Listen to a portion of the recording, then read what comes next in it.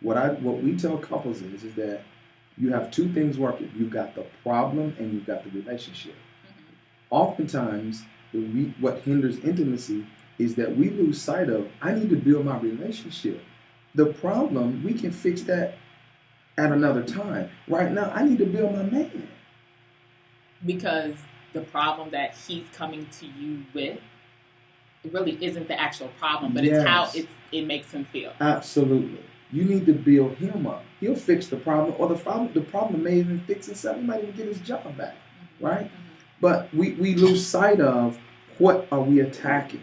So oftentimes, man walks in and says, hey, I lost my job. A good woman will say, you know what, forget that. We ain't even going to talk about that. You, my man, blah, blah, boom, boom, boom, boom, boom. And she starts affirming and pouring into him, etc. She doesn't freak out. You always provided for us. She's affirming his manhood, her trust in him. I'm not going nowhere. We're not going to have no announcement. We're going to keep going to church. And what happens? That man rises up and becomes a stronger man. The other woman says, well, we need to do this right here. Da, da, da, da. She starts focusing on the problem. And in the midst of her trying to fix the problem, she tears her man down.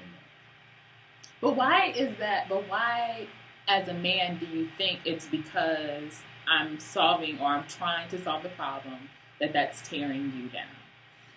I hear ego in that. It is ego, but again, if you know you're dealing with a certain creature or whatever, you deal with it appropriately. I can't change. Sometimes I tell my wife, I'm a man. I can't change that. You know what I mean? I would love to change certain aspects about being a man, but a man wants to conquer. A man wants to win, right? That's something innate to most men. We want to feel like we're conquering, that we're providing, right? And when you come along and snatch that out of my hand, then it doesn't make me more of a man. It makes me feel like you don't need me. Because every time I come to you, if you always right, then why do you need me?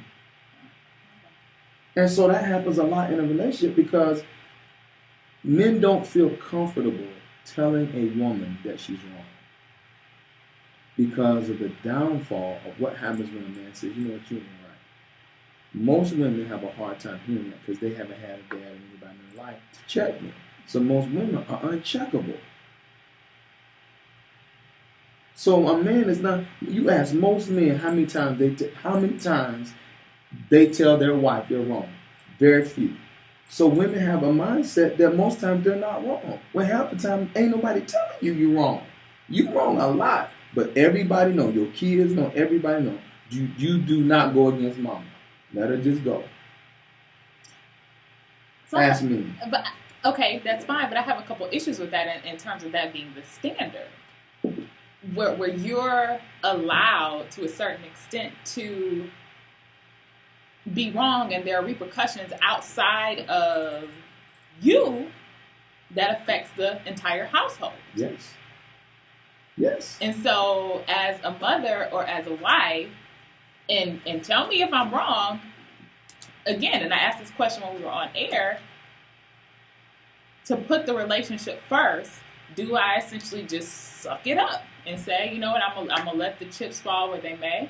If whatever decision he made does, and I'm using like very extreme decisions, but if the house gets foreclosed on, if, the refrigerator, stops working, all the food spoils, do I just suck it up? I don't think it's a matter of sucking it up. I think it's a matter of partnering with your man. You have to find a way to communicate with your man. Most women don't know how to communicate with their man. They talk to him.